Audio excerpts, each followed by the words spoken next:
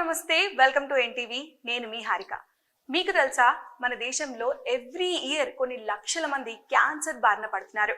Just 2024లోనే చూసుకున్నట్టయితే 20 లక్షల మందికి పైగా క్యాన్సర్ బారిన పడ్డారు. బ్రెస్ట్ క్యాన్సర్ అని, లంగ్ క్యాన్సర్ అని, ఓవరీ క్యాన్సర్ అని, ఇలా ఎన్నో.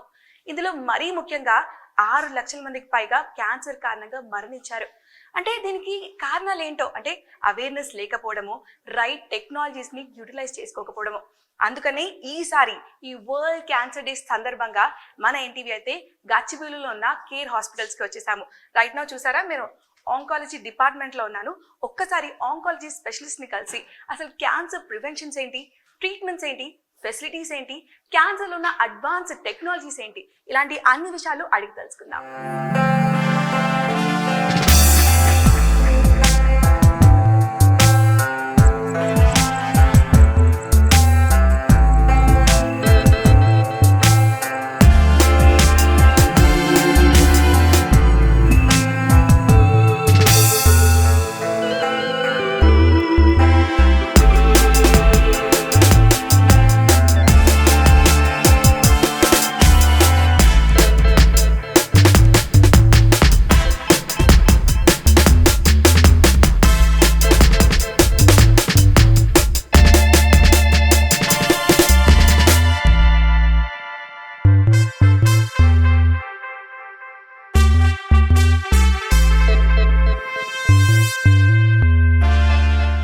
సో ప్రస్తుతం ఈరోజు మనతో పాటు care hospitals HOD oncologist doctor Sudha Sinha గారు ఉన్నారు. వారితో మాట్లాడి అసలు ఓవరాల్గా గ్లోబల్గా క్యాన్సర్ మీద వచ్చే ఇష్యూస్ ఏంటి, క్యాన్సర్ రావడం మేజర్ కాజెస్ ఏంటి, అసలు దాని ట్రీట్మెంట్ ఆప్షన్స్ ఎలా ఉంటాయి, క్యాన్సర్ ట్రీట్మెంట్స్ జరిగే దాంట్లో మేజర్ అడ్వాన్స్మెంట్స్ ఏం జరుగుతున్నాయి, ఇలాంటి అన్ని విషయాలు అడిగి తెలుసుకుందాం.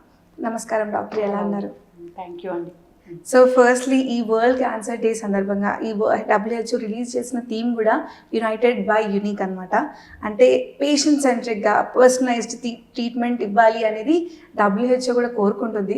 సో ఈ వరల్డ్ క్యాన్సర్ డే సందర్భంగా మీరు ఈ క్యాన్సర్ గురించి, ఈ థీమ్ గురించి, అలాగే కేర్ హాస్పిటల్స్ దానికి సంబంధించిన ట్రీట్మెంట్ ఆప్షన్స్ గురించి వివరిస్తారా? సో ఈ ఇయర్ మన థీమ్ వచ్చి United by unique. It's actually చాలా ఇంట్రెస్టింగ్ థీమ్ అనమాట. So every patient is different.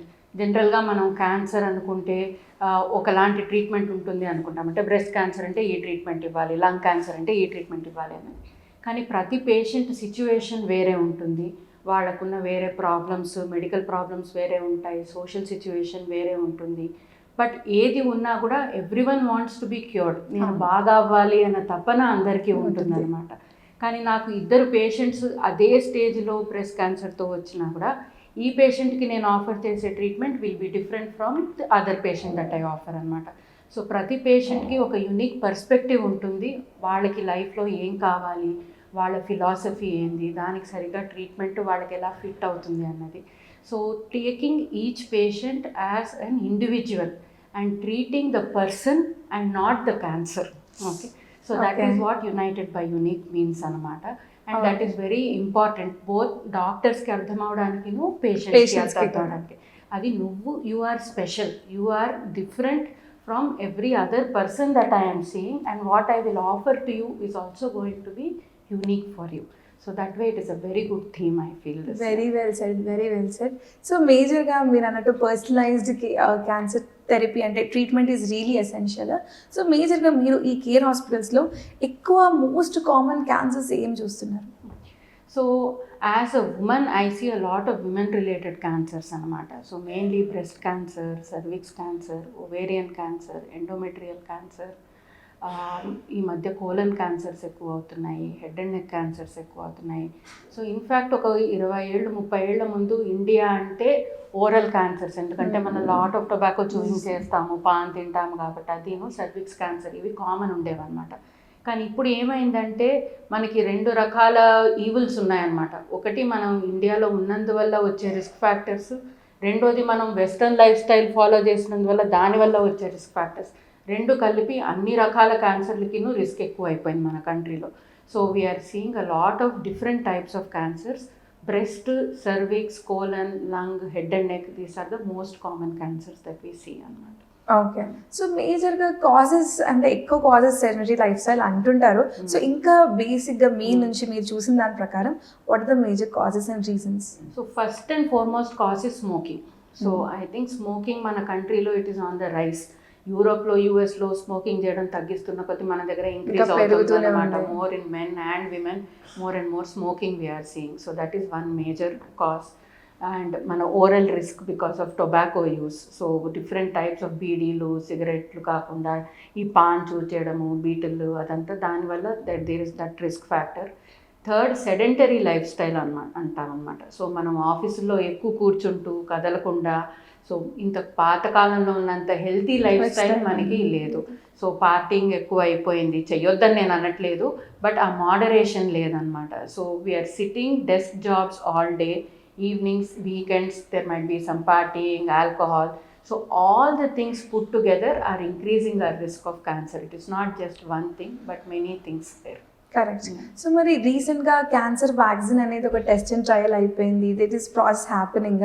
So అది ఎంతవరకు ఎఫెక్టివ్ అయ్యే ఛాన్స్ ఉంటుంది అండ్ ఇండియాలో కూడా ఆ బూమ్ వచ్చే కల్చర్ ఉండే ఛాన్స్ ఉందా?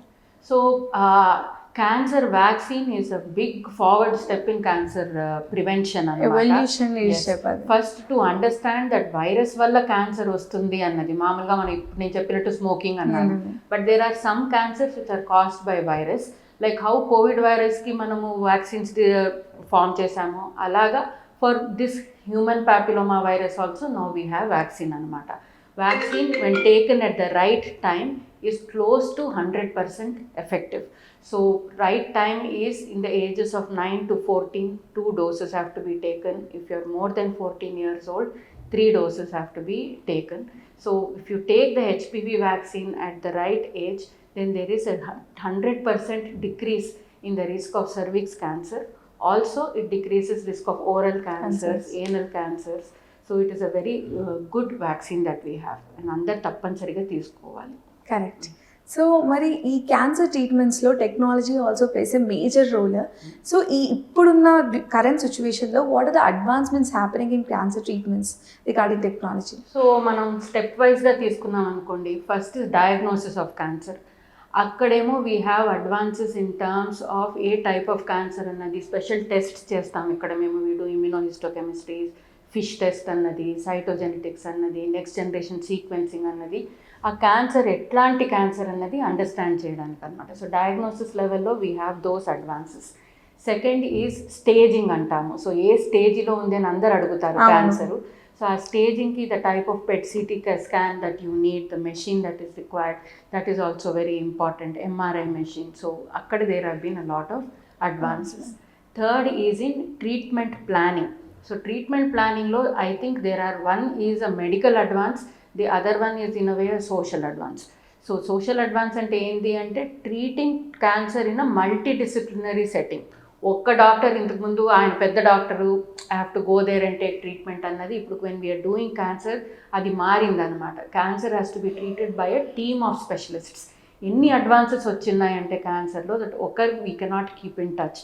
So if I get a patient with a breast cancer, I have to discuss with my surgical oncologist, radiation oncologist, pathologist and myself, and then come up with that unique plan for that patient. Correct. Which is an advance, which we were not doing 15 years ago, but now today we do that for all our patients who come to the hospital, multidisciplinary care. Next is the medical advances in treatment. So చాలా మంది వినుంటారు targeted therapy అంటారు. So ఈ cancer ఎందుకు వచ్చింది అన్నది తెలుసుకుని ఆ పాత్వేని మనం బ్లాక్ చేయగలమా అన్నది చూడడం, that is targeted therapy that we have. Immunotherapy simple భాషలో చెప్పాలంటే cancer cells are abnormal cells. So మన బాడీకి తెలియాలి ఇది abnormal, I have to fight this అని, but it is not fighting it. So giving a medicine that will help మన బాడీనే ఆ క్యాన్సర్ని రికగ్నైజ్ చేసేటట్టు type of an immunity booster. So that is immunotherapy that we have.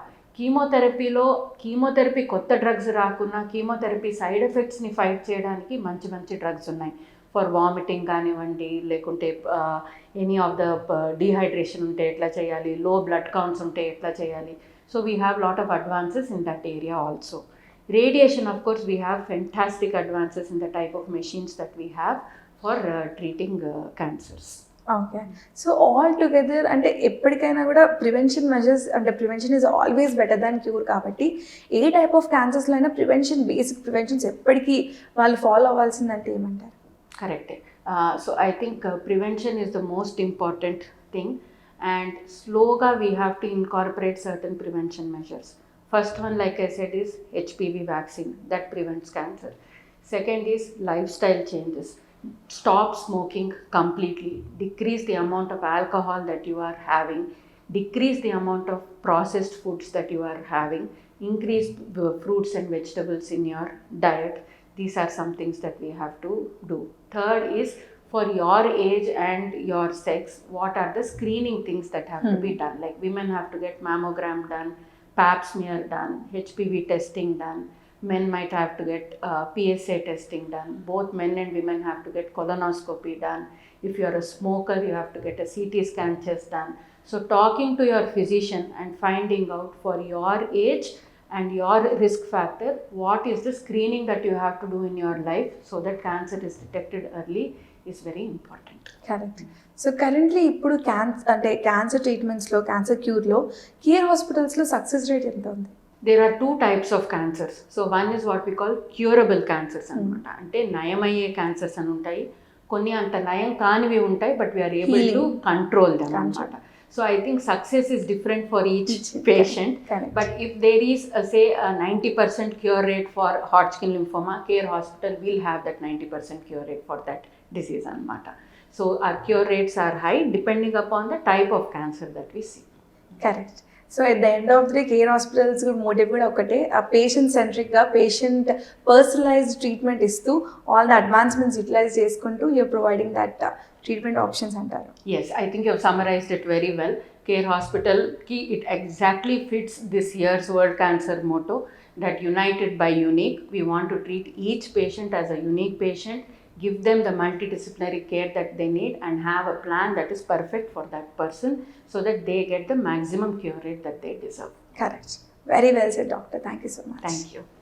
So doctor Sudha గారు చెప్పినట్టు cancer raising అనేది చాలా చాలా చాలా వేగంగా పెరిగిపోతుంది. సో అసలు పర్టికులర్గా మన ఇండియాలో మోస్ట్ కామన్ క్యాన్సర్స్ ఏమున్నాయి, ఒక్కొక్క క్యాన్సర్ గురించి డీటెయిల్గా ఈరోజు తెలుసుకుందాం. సో రైట్ నో మనతో పాటు డాక్టర్ సతీష్ గారు ఉన్నారు, care hospitals surgical oncology head. So అసలు సర్జరీ అంటే క్యాన్సర్ వచ్చినప్పుడు సర్జరీ అనేది ఎప్పుడు ఆప్షన్గా చూస్ చేస్తున్నారు? అసలు ఏ టైప్ ఆఫ్ క్యాన్సర్స్కి సర్జరీ అనేది ఎక్కువ రికమెండ్ చేస్తున్నారు? సర్జికల్ ఆంకాలజీలో ఉన్న అడ్వాన్స్మెంట్స్ ఏంటి? ఇలాంటి అన్ని విషయాలు అడిగి తెలుసుకుందాం. హాయ్ డాక్టర్, ఎలా ఉన్నారు? హాయ్, బాగున్నాను. మీరు ఎలా ఉన్నారు? బాగున్నానండి, thank you so much. So firstly అసలు క్యాన్సర్లో ఇప్పుడు చాలా రేడియేషన్, కీమో ఇలాంటి చాలా థెరపీస్ ఉన్నప్పటికీ కూడా వై సర్జరీ వరకు వెళ్ళాల్సిన సిచ్యువేషన్ ఎందుకు వస్తుంది అండ్ ఎక్కువ కేసెస్ ఎందుకు అలా అవుతున్నాయండి? సో బేసిక్లీ ఏంటంటే, ఫస్ట్ మీ లాస్ట్ క్వశ్చన్ ఫస్ట్ ఆన్సర్ చేస్తాను. ఏంటంటే లేట్ డిటెక్షన్. మన కంట్రీలో పాపులేషన్ ఎక్కువ, అండ్ ఏంటంటే మనము నిజంగా ఇబ్బంది పడితేనే మనం డాక్టర్ దగ్గరికి వెళ్తాం. సో ప్రివెంటివ్ మెడిసిన్ అనేది మన దగ్గర లేదు. రొటీన్గా స్కాన్స్ చేసుకోవడం, హెల్త్ చెకప్ చేసుకోవడం అనేది చాలా తక్కువ పాపులేషన్లో జరుగుతుంది అనమాట. సో అదొక మెయిన్ రీజన్. మెయిన్లీ ఏంటంటే క్యాన్సర్లో పెయిన్ అనేది చాలా లేట్ స్టేజెస్లో వస్తుంది. So that is one of the major reasons. Symptoms చాలా లేట్గా ప్రెజెంట్ అవుతాయి అన్నమాట. సో బేసిక్లీ ఏంటంటే అట్లీస్ట్ మనకు ఏదైతే మన కంట్రీలో ఓరల్ క్యావిటీ క్యాన్సర్స్, నోటి క్యాన్సర్స్, మనకి ఏదైనా పుండు ఎక్కువ రోజులు మానకపోతే, ఒక నెలన్నర మానకపోతే డెఫినెట్లీ మనము డాక్టర్ దగ్గరికి వెళ్ళి చూపించాలి. Breast lumps, okay. సో ఇవన్నీ చాలా తొందరగా మనం డిటెక్ట్ చేయొచ్చు. ఓకే, ఇయర్లీ మ్యామోగ్రామ్ అవన్నీ చేసుకుంటే మనం తొందరగా డిటెక్ట్ చేయొచ్చు. అలాగే గర్భముఖానికి వచ్చే క్యాన్సర్, సర్వైకల్ క్యాన్సర్, అది కూడా చాలా ఎక్కువ రీతిలో మన కంట్రీలో మనం చూస్తాం అన్నమాట. దాని కూడా ఏంటంటే మనము ఇప్పుడు బ్లీడింగ్ అయినా పట్టించుకోము, లేకపోతే ఏదో చిన్న ట్రీట్మెంట్ తీసుకొని ఏదో కారణమై ఉంటుంది అనేది మనము ఇది చాలా తొందరగా డిటెక్ట్ అయ్యే ఛాన్సెస్ ఉన్న క్యాన్సర్స్ మనము ఈజీగా డిటెక్ట్ చేయొచ్చు. సో మనం కొద్ది ముందు జాగ్రత్త పడితే డెఫినెట్లీ తొందరగా డిటెక్ట్ చేసి క్యూర్ అయ్యే రేట్స్ కూడా ఎక్కువగా ఉంటాయి తొందరగా డిటెక్ట్ చేస్తే. ఓకే. సో ఇప్పుడు మీరు కేర్ హాస్పిటల్స్లో ఎక్కువ శాతం చూస్తున్న క్యాన్సర్స్ ఏ రకానివి? సో దట్ సర్జరీ ఎసెన్షియల్ అవుతుంది వాటికి. సో ఇప్పుడు ఏంటంటే బ్రెస్ట్ క్యాన్సర్స్ రేట్ చాలా ఎక్కువ పెరిగిందనమాట. డెఫినెట్లీ అర్బన్ పాపులేషన్లో కూడా, సిటీస్లో ఉన్న పాపులేషన్లో కూడా బ్రెస్ట్ క్యాన్సర్ రేట్ పడింది. ఈవెన్ రూరల్ పాపులేషన్లో కూడా బ్రెస్ట్ క్యాన్సర్ రేట్ పెరుగుతూ ఉందన్నమాట. ఇంతకుముందు విమెన్లో సర్వైకల్ క్యాన్సర్ రేట్ ఎక్కువ ఉండింది, ఇప్పుడు బ్రెస్ట్ క్యాన్సర్ రేట్. అదే కాకుండా ఏంటంటే ఒబేసిటీ, ఉపతనం ఎక్కువ పెరిగే కొద్దీ ఎండోమెట్రియల్ క్యాన్సర్ రేట్ కూడా పెరుగుతుంది అనమాట. అంటే గర్భసంచికి ఏదైతే క్యాన్సర్ వస్తుందో అది కూడా రేట్ పెరుగుతుంది విమెన్ గురించి. బేసికల్ మేల్లో ఓరల్ క్యాన్సర్స్, లంగ్ క్యాన్సర్స్ ఇది చాలా ఎక్కువగా చూస్తూ ఉంటాం. ఓకే. సో మరి ప్రస్తుతం ఉన్న టెక్నాలజీ పరంగా సర్జికల్ ఆంకాలజీలో అంటే సర్జరీ చేసే దాని ప్రాసెస్లో ఎలాంటి అడ్వాన్స్మెంట్స్ మీ దగ్గర ఉన్నాయి అండ్ అడ్వాన్స్డ్ టెక్నాలజీ అనేది నీడెడ్? సో ఇప్పుడు ఇంతకుముందు ఏంటంటే బ్రెస్ట్ క్యాన్సర్ వస్తే రొమ్ము తీసేసేవాళ్ళం. ఇప్పుడు ఏమి బ్రెస్ట్ అండ్ ఓన్లీ లంప్ వరకు తీసేసి గడ్డ తీసేసి బ్రెస్ట్ని కాపాడడానికి చాలా ఎక్కువగా ట్రై చేస్తున్నాం అన్నమాట. సో ఇంతకుముందు కంపేర్ చేస్తే డెఫినెట్లీ కొద్దిగా లంప్ చిన్నగా ఉన్నప్పుడే పేషెంట్స్ వస్తున్నారు కాబట్టి మనము ఈ సర్జరీ చేయగలుగుతాం అన్నమాట. ఏమంటే బ్రెస్ట్ కాపాడే సర్జరీ చేయగలుగుతాం. అది కాకుండా ఏంటంటే సెంటినల్ లింఫ్ నోడ్ బయాప్సీ అని అంటాం. అంటే బ్రెస్ట్లో స్టార్ట్ అయ్యి సంకలో పాకుతుంది జనరల్లీ బ్రెస్ట్ క్యాన్సర్. సో అది పాకకుండా ఉంటే ఇన్వెస్టిగేషన్స్లో అక్కడ వరకు పాకలేదంటే సెంటినల్ లింఫ్ నోడ్ బయాప్సీ అనేది టెస్ట్ చేస్తాము. So only lymph nodes which are stained by the dye అవే పంపిస్తాము. అది నెగిటివ్ వస్తే ఇంకా పూర్తిగా ఆ ఎగ్జిలరీ క్లియరెన్స్ అనేది సంకలో ఉన్న గడ్డలమని తీయము. దాని అడ్వాంటేజ్ ఏంటంటే వాపు రాదు చేతికి. సో ఇది ఒక మంచి అడ్వాన్స్. అది కాకుండా ఏంటంటే laparoscopic surgery, robotic surgeries, so ఇది చాలా ఎక్కువగా చేస్తున్నాం అనమాట. ఇప్పుడు కిడ్నీ క్యాన్సర్స్లో ప్రత్యేకంగా కిడ్నీ కూడా కాపాడి ఓన్లీ గడ్డ వరకు తీసే అవకాశాలు చాలా ఎక్కువగా పెరిగినాయి అన్నమాట. సో ఇలాంటి సర్జరీస్ చెస్ట్లో ఉన్న, కడుపులో ఉన్న రోబోటిక్ ద్వారా చేసే సర్జరీస్కి రికవరీ రేట్ బాగుంటుంది, చాలా తొందరగా రికవర్ అవుతారు. రికవరీ రేట్ ఎందుకు బాగుండాలంటే క్యాన్సర్స్లో ఓన్లీ సర్జరీయే కాదు, దాని తర్వాత రేడియేషన్ అన్నా కీమోథెరపీ అన్నా చాలా తొందరగా తీసుకుని తొందరగా రికవర్ అవుతారు. కాబట్టి ఇవన్నీ added advantage to do with these. Okay. So all these technologies కానీ అడ్వాన్స్మెంట్స్ కానీ కేర్ హాస్పిటల్స్లో అవైలబుల్ ఉన్నాయి. సో ఆ అడ్వాన్స్మెంట్స్ అనేది really needed to prevent and as well as cure the cancers as well. Thank you doctor. So ఇప్పుడు మనతో పాటు doctor Yugender గారు ఉన్నారు, ఉమెన్ క్యాన్సర్ సర్జికల్ ఆంకాలజిస్ట్ అనమాట. అసలు ఉమెన్కి ఇప్పుడు ఎక్కువగా మేజర్గా వచ్చే క్యాన్సర్స్ ఏంటి, దాన్ని ఎలా ప్రివెంట్ చేసుకోవాలి, మేజర్ కాజెస్ ఏంటి, ట్రీట్మెంట్ ఆప్షన్స్ ఎలా ఉంటాయి, ఇలాంటి అన్ని విషయాలు అడిగి తెలుసుకుందాం. Hi doctor. హాయ్. సో ఉమెన్స్లో ఇప్పుడు కామన్గా వచ్చే ఎక్స్క్లూజివ్ క్యాన్సర్స్ ఏంటంటే బ్రెస్ట్ క్యాన్సర్, ఫాలోడ్ బై గర్భాశయ క్యాన్సర్, మూడోది గర్భాశయ ముఖద్వార క్యాన్సర్, దాన్ని సర్వైకల్ క్యాన్సర్ అంటారు, నాలుగోది అండాశయ క్యాన్సర్, ఓవేరియన్ క్యాన్సర్. సో ఈ గైనకలాజికల్ క్యాన్సర్స్ అంటే ఈ మూడింటిని కామన్గా గైనకలాజికల్ క్యాన్సర్స్ అంటాం. ఈ క్యాన్సర్స్ ఎక్కువ అవడానికి one of the main reason ఏంటంటే ఇన్ఫర్టిలిటీ, అంటే పిల్లలు పుట్టకపోవడం అనేది వన్ ఆఫ్ ద రీజన్ అనమాట. సో వాళ్ళు ఇన్ఫర్టిలిటీ ఉంటే వాళ్ళకి లేటర్ ఏజెస్లో వాళ్ళకి క్యాన్సర్స్ రావచ్చు. రెండోది బాడీలో ఫ్యాట్ శాతం అధికం అవ్వడం, అంటే బాడీ మాస్ ఇండెక్స్ పెరగడం, ఒబెసిటీ ఎక్కువ అవడం వల్ల కూడా ఈ క్యాన్సర్స్ వస్తాయి. మూడోది సర్విక్స్ క్యాన్సర్, సర్వైకల్ క్యాన్సర్ అనేది హెచ్పివి వైరస్ ఇన్ఫెక్షన్ వల్ల వస్తుంది. ఇది ఇమ్యూనిటీ తక్కువ అవ్వడము, లేదు హెచ్ఐవి వైరస్ ఇన్ఫెక్షన్ ఉండడము, ఆర్ స్మోకింగ్ చేసే ఆడవాళ్ళలో ఇది ఎక్కువగా వస్తుంది. సో ఈ క్యాన్సర్స్ని మనము కొంచెం ప్రికాషనరీ మెజర్స్ తీసుకుంటే కొన్ని ప్రివెంట్ చేసుకోవచ్చు. సో ప్రివెన్షన్స్లో ముఖ్యంగా ఏంటంటే హెచ్పివి వ్యాక్సినేషన్ అనేది ఇంపార్టెంట్.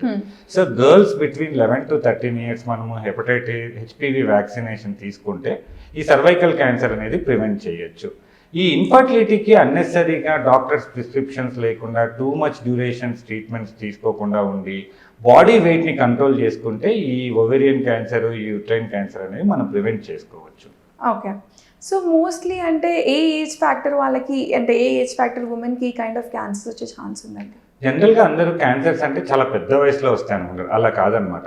సర్వైకల్ క్యాన్సర్ అనేది కామన్గా రిప్రొడక్టివ్ ఏజ్ గ్రూప్స్, మిడిల్ ఏజెస్లోనే వస్తుంది. లైక్ 35 years నుంచి 50 years మధ్యలోనే కామన్గా వస్తుంది. సో వీళ్ళలో మెయిన్ లక్షణం ఏంటంటే బ్లీడింగ్ ప్రాబ్లమ్స్, బ్లీడింగ్ ఇర్రెగ్యులారిటీస్ ఉంటాయి. సో అలాంటివి వాళ్ళు అశ్రద్ధ చేయకూడదు అనమాట. Whereas uterine cancer, ovarian cancer అనేవి యూజువల్గా 50 to 60 years వాళ్ళలో వస్తాయి.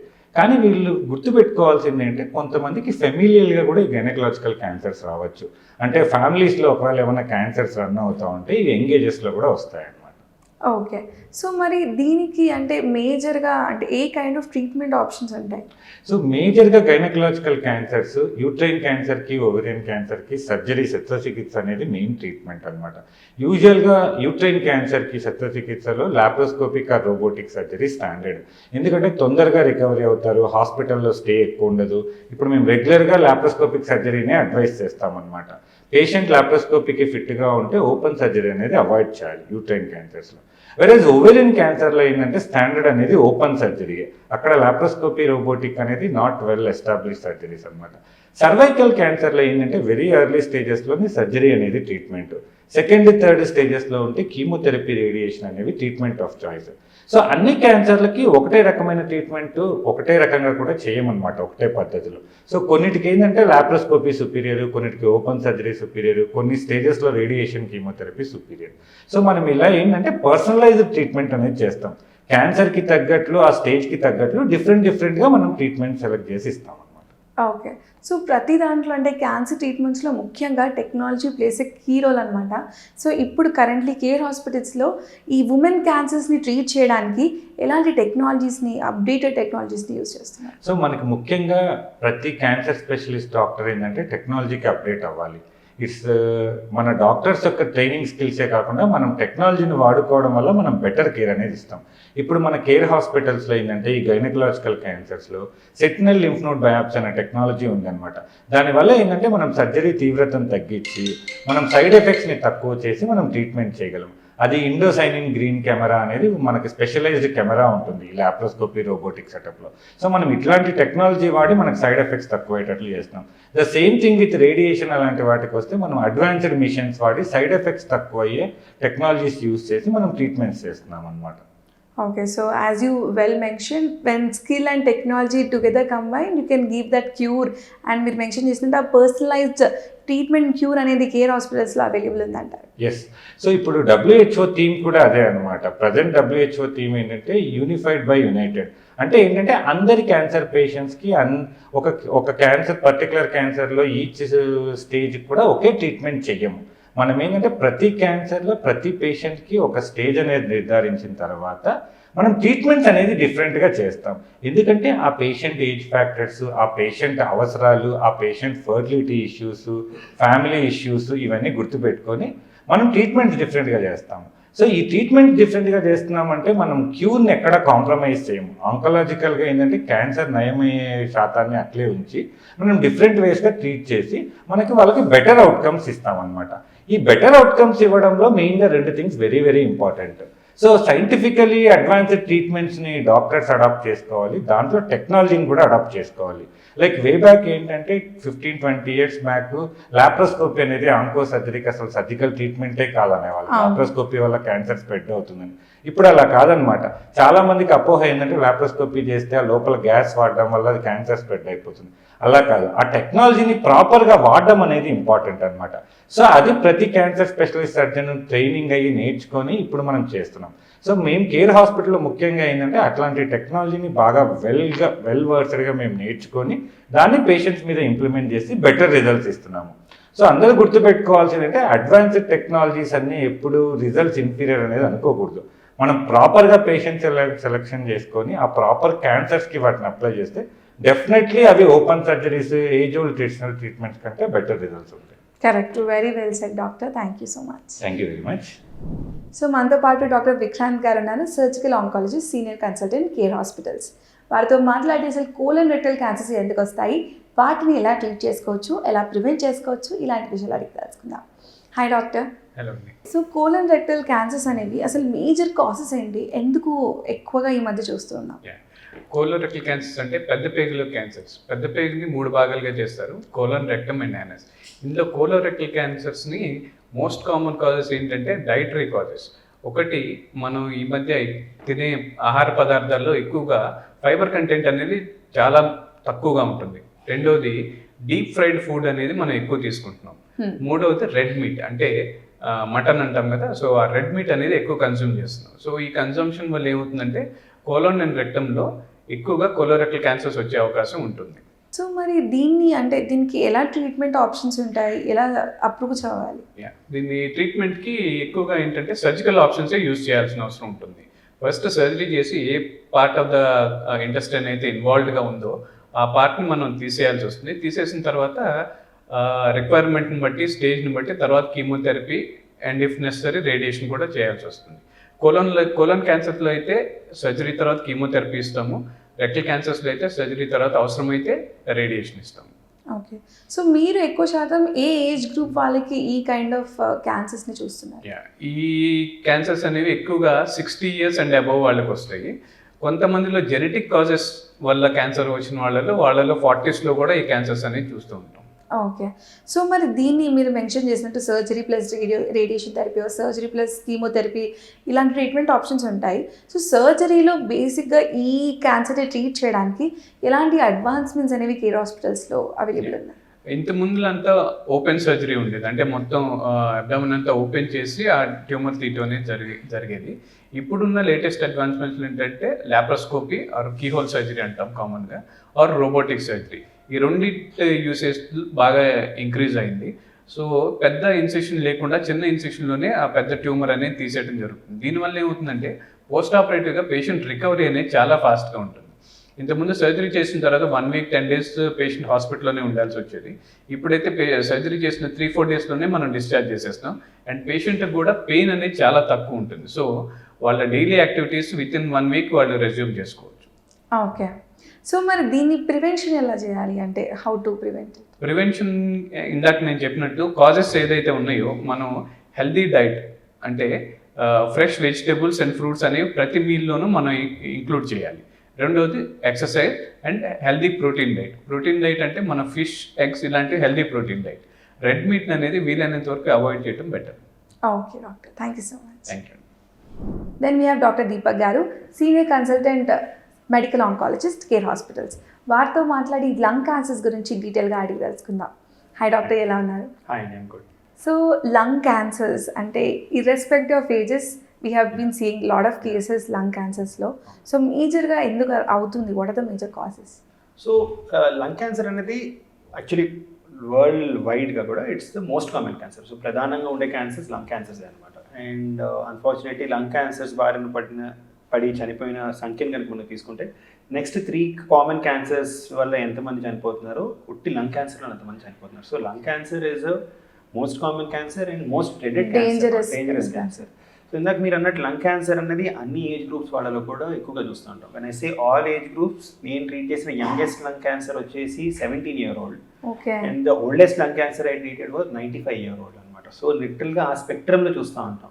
కానీ లంగ్ క్యాన్సర్ అంటే మనకి వెంటనే గుర్తొచ్చేది, ఏ సినిమాకి వెళ్ళిన వాళ్ళు చూపించేది కూడా smoking related lung cancer. So smoking వల్ల 2/3 లంగ్ క్యాన్సర్స్ గ్లోబల్గా చూస్తూ ఉన్నామండి. So 2/3 of lung cancers, nearly 60 to 65% of lung cancer smoking వల్లనే వస్తుంది. సో స్మోకింగ్ కనుక మనం ప్రివెంట్ చేసుకోగలిగితే ఈ బర్డెన్ లిటరల్గా 2/3 తగ్గిపోతుంది అనమాట.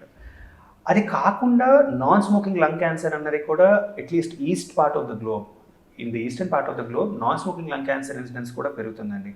ఇండియా, అదే కాకుండా ప్రిడామినెంట్గా మనం చూస్తే చైనా, తైవాన్, సింగపూర్, జపాన్ ఇలాంటి కొరియా ఇలాంటి కంట్రీస్లో non smoking lung cancer risk పెరుగుతుంది. సో దీనికి one of the attributable causes pollution. Air pollution వల్ల కూడా లంగ్ క్యాన్సర్ రిస్క్ గణనీయంగా పెరుగుతుంది.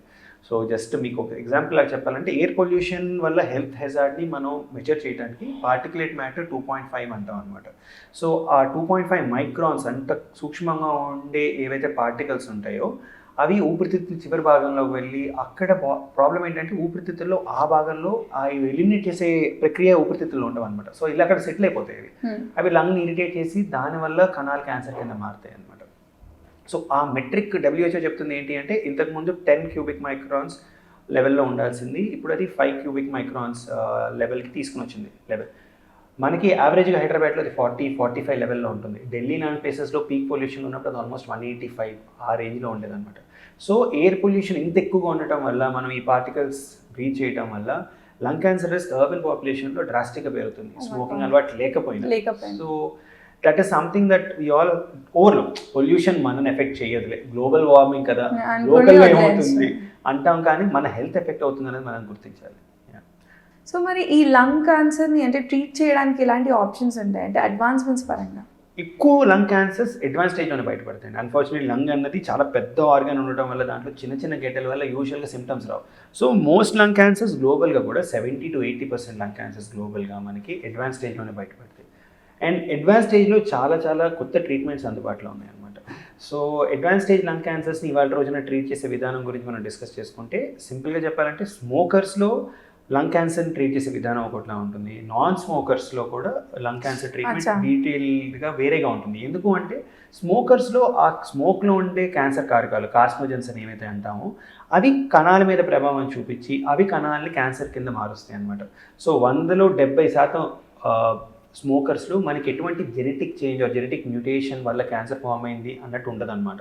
సో వీళ్ళలో ప్రిడామినెంట్గా స్మోక్లో ఉండే ఆ కార్సినోజన్స్ ఆ క్యాన్సర్ కారకాల వల్ల సెల్స్ స్టిమ్యులేట్ అయ్యి ఈ సెల్స్ బాడీలో పెరిగి క్యాన్సర్ కింద మారడం జరుగుతుంది.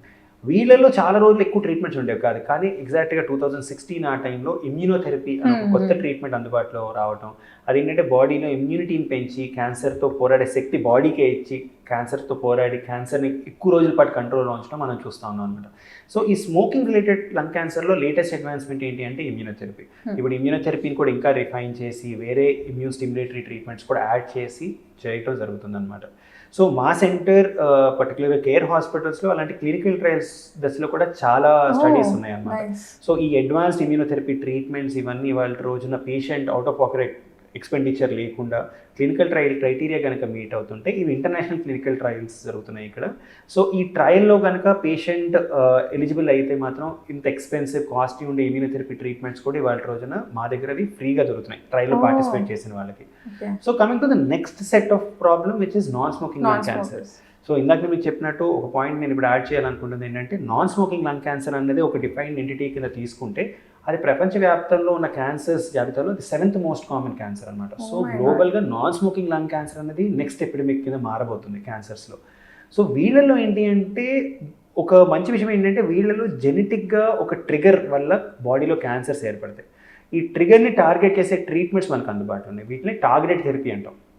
ఏదైతే జనుమార్పిడి జరిగే అబ్నార్మల్ ప్రోటీన్స్ వచ్చి ఆ కణాలని స్టిమ్యులేట్ చేస్తాయో క్యాన్సర్ కింద మారడానికి ఆ ప్రోటీన్స్ని టార్గెట్ చేసే ట్రీట్మెంట్స్ అందుబాటులో ఉండటం, ఇవి కాస్ట్ కూడా గణనీయంగా తగ్గటం, ఇవి అందుబాటులో ఉండటం, కొత్త జనరేషన్ ఆఫ్ ఈ టాబ్లెట్స్ ప్రతి ఇయర్ మార్కెట్లోకి రావటం వల్ల ఏమవుతుందంటే non smoking lung cancer patients outcomes smoking related lung క్యాన్సర్స్తో పోస్తే చాలా బెటర్ అవుట్కమ్స్. అండ్ ఈ టార్గెట్ థెరపీస్ ఎక్కువ శాతం 95% టార్గెట్ థెరపీస్ టాబ్లెట్ రూపంలో ఉంటాయి అన్నమాట. సో ఈ పేషెంట్స్ ఇంట్లో కూర్చొని వాడుకునే అవకాశం ఉంటుంది. అండ్ ఈ రూట్ కాజ్ దగ్గర ఇవి పనిచేయటం వల్ల లాంగ్ టర్మ్లో ఇవి ట్యూమర్ని కంట్రోల్ చేయడం జరుగుతుంది అనమాట. So non smoking lung cancers అన్నది ఇన్సిడెన్స్ పెరుగుతున్న ట్రీట్మెంట్స్ అన్నవి చాలా ఈజీ ట్రీట్మెంట్స్, చాలా ఎఫోర్డబుల్ ట్రీట్మెంట్స్ ఆల్రెడీ అందుబాటులో ఉన్నాయి. సో అలాగే మా దగ్గర నాన్ స్మోకింగ్ లంగ్ క్యాన్సర్ కూడా కొత్త ట్రీట్మెంట్స్ క్లినికల్ ట్రయల్ దశలో కూడా అందుబాటులో ఉన్నాయి. సో ఇవేంటి అంటే ఇంకా కొత్త మెకానిజం ఆఫ్ డ్రగ్ డెలివరీ ఇలాంటి కొత్త ట్రీట్మెంట్స్ ఇక్కడ క్లినికల్ ట్రయల్ రూపంలో ఉండటం వల్ల కొంతమంది పేషెంట్స్ దానివల్ల కూడా ప్రయోజనం they are getting the benefit of those trials in that situation. So as you mention symptoms అయితే ఏమి ఉండవు, కానీ వార్నింగ్ సైన్స్ ఏమైనా ఉంటాయా? సో సిమ్టమ్స్ ఉండవని కాదండి, ఎర్లీ స్టేజెస్లో సిమ్టమ్స్ రావు, కానీ ట్యూమర్ పెరిగే కొద్దీ సిమ్టమ్స్ అన్నవి మనకి బయటపడతా ఉంటాయి. ఎక్కువ శాతం ఊపిరితిత్తుల క్యాన్సర్లో ఉన్న పేషెంట్స్లో సిమ్టమ్స్ మనం చూస్తే ఆయాసం, దగ్గుతో పాటు కళ్ళు పడటం, దాంట్లో బ్లడ్ స్టెయిన్స్ ఉండటం ఇలాంటివి ఉంటాయి అన్నమాట. సో పేషెంట్స్ అందరికీ జనరల్ పబ్లిక్కి నేను చెప్పేది ఏంటంటే దగ్గు కనుక 3 వారాలు పైబడి ఉండి మీకు కనుక కళ్ళెపడి దాంట్లో బ్లడ్ పడుతున్నా, మీకు చెస్ట్ పెయిన్ లాంటిది వస్తున్నా, రీసెంట్గా మీకు చాలా వెయిట్ లాస్ అయినా ఇలాంటి సిమ్టమ్స్ నెగ్లెక్ట్ చేయకండి. ఖచ్చితంగా ఇంటి దగ్గర ఉన్న ఫిజిషియన్నో జనరల్ ప్రాక్టీషనర్నో కనుక మీరు కలిస్తే వాళ్ళు బేసిక్ చెస్ట్ ఎక్స్రేతో ఈ ట్యూమర్స్ని గుర్తించి దాన్ని తొలి దశలో ఐడెంటిఫై చేసి ట్రీట్మెంట్ చేసే అవకాశాలు ఉన్నాయన్నమాట. సో సిమ్టమ్స్ని నెగ్లెక్ట్ చేయకుండా 3 వారాలు పైబడి సిమ్టమ్స్ ఉన్న వాళ్ళు ఖచ్చితంగా ఇవాల్యుయేట్ చేయించుకుంటే క్యాన్సర్ అనే కాదు టీబీ ఆర్ ఇలాంటి కొన్ని క్రానిక్ డిసీజెస్ కూడా దీనివల్ల బయటపడే అవకాశాలు ఉన్నాయి. సో ఖచ్చితంగా ఈ సిమ్టమ్స్ మాత్రం నెగ్లెక్ట్ చేయకూడదు. So as you mention early detection is always essential. So దీంట్లో ఇంకా అంటే టెక్నాలజీ పరంగా యాజ్ యూ మెన్షన్ ఇంకా ఈజీ అయిపోయింది the lung cancer treatment options అనేవి. సో మీరు ఇంకో మాట కూడా అన్నారు, lung cancer is also dangerous, ఎక్కువ డెత్ రేట్ కూడా దీనికే అవుతుంది అని. సో అంతవరకు కాకుండా తెచ్చుకోవాలి అంటే what kind of precautions you have to do?